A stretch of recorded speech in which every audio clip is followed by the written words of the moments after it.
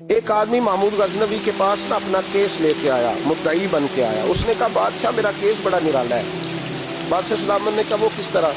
کہنے لگا یہ میرے پاس ایک تھیلی ہے، میں نا سفر پہ جانے لگا تو یہ تھیلی پوری ہیروں کی بھری ہوئی۔ فلاں علاقے کے جو قاضی صاحب ہے نا، میں جاتی دفعہ میں کہیں سفر پہ جا رہا تھا تو میں ان کے پاس چھوڑ گیا کہ رستہ لمبا ہے، کہیں کو مجھ سے چھین نہ لے، ہیروں کی بھری ہوئی۔ کچھ دنوں کے بعد میں واپس آیا ہوں، قاضی صاحب نے مجھے تھیلی واپس کی ہے تو اس میں ہیروں کی بجائے کھوٹے سکے نکلے۔ اب میں نے قاضی صاحب سے کہا ہے تو قاضی صاحب تو میرے گریبان تک آتے ہیں، وہ کہتے ہیں بتا کہیں سے پھٹی ہے، کھلی ہے؟ وہ جس طرح ٹانکے لگا کے تو نے سی تھی اسی طرح لگے ہوئے ہیں کہ نہیں؟ وہ حضور لگے گی بالکل اسی طرح، نہ پھٹی ہے نہ کھلی ہے۔ اب میں لٹ گیا ہوں، میری کل عمر کی کمائی ضائع ہو گئی، کھوٹے سکے کہاں اور ہیرے کہاں؟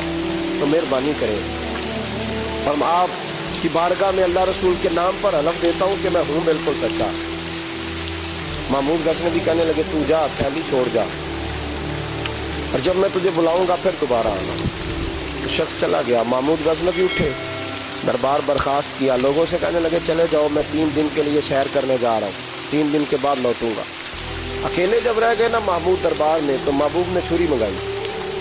وہ جس تخت پہ بیٹھتے تھے وہاں گدا بچھا ہوا تھا، یہ گدا پڑا ہے نا، گدا بچھا ہوا تو محمود نے چھری کے ساتھ اس کو پھاڑ ڈالا اور چھری جیب میں رکھی، نکل گئے۔ کہنے لگے میرے بعد کوئی میرے دربار والے احاطے میں داخل نہ ہو۔ محمود چلے گئے۔ اب وہ صفائی کرنے والا جب آیا نا، اس نے آ کے دیکھا تو گدا تو پھٹا ہوا ہے۔ اس نے شور ڈال دیا، پہرے دار بھی آ گئے، فلاں صاحب بھی آ گئے، فلاں صاحب۔ اس نے کہا وہ خدا کے بندو، اس کا گدا پھٹ گیا ہے، وہ تو مال ڈالے گا۔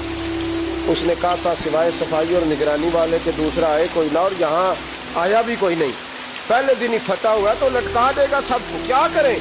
شور ہو گیا، سارے دربار کے ملازمین اکٹھے ہو گئے۔ ایک بندہ بولا، کہنے لگا فکر نہ کرو، میں کیسے بندے کو جانتا ہوں، اس طرح سیے گا کہ جس نے پھاڑا ہوگا اسے بھی پتہ نہیں چلے گا کہاں سے پھٹا تھا، ایسا بہترین رفو کرے گا کہ پتہ بھی۔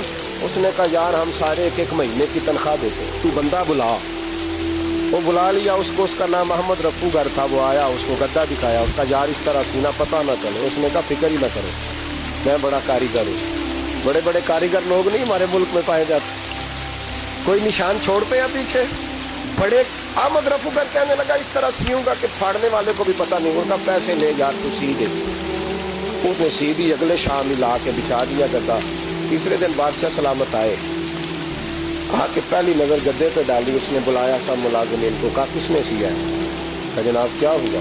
کہا یہ پھٹا ہوا تھا۔ کس نے؟ کہا نہیں پھٹا ہی نہیں۔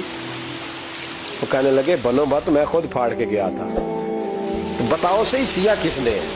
کہا جناب آپ پھاڑ کے گئے تھے تو بتایا کیوں نہیں؟ فرمانے لگے اسی لیے تو بتایا نہیں تھا کہ تم خود تحقیق کر لو، بلاؤ بتاؤ سیا کس نے؟ تو بلا لیا، احمد رفو گر آ گیا۔ اس کو جب بلا کے سامنے بادشاہ کھڑا کیا، کہا بھائی تو نے سیا ہے؟ کہنے لگا حضور آپ کے سارے ملازم اکٹھے ہو کے آئے تھے، میری غلطی کوئی نہیں۔ کہا نہیں یار تو بڑا کاریگر ہے، میں نے اپنے ہاتھ سے پھاڑا تھا پر مجھے بھی نہیں پتہ چل رہا کہاں سے پھٹا تھا۔ اچھا یہ بتا یہ تھیلی جو ہے یہ بھی تو نے سی تھی؟ اس نے کہا جی آپ کے خادم کا ہی کارنامہ ہے، وہ فلانے علاقے کے قاضی صاحب آئے تھے، اس میں سے ہیرے نکال کے تو کھوٹے سکے بھرے تھے، تو مجھے بھی تھوڑا سا حصہ ملا تھا۔ محمود نے سارے گواہ بھی اکٹھے کر لیے، ثبوت بھی اکٹھے کر لیے۔ پھر قاضی کو بلایا، پہلے سارے ثبوت اور گواہ کیس حل کر لیا۔ پھر ہمارے ہاں یہ حال ہوتا ہے کہ مدعی 2-3 ہفتے کے بعد خود ہی ہاتھ باندھ جاتا ہے، کہنا تسی میری جان چھڈو، مجرم پھڑو پاوے نہ پڑو۔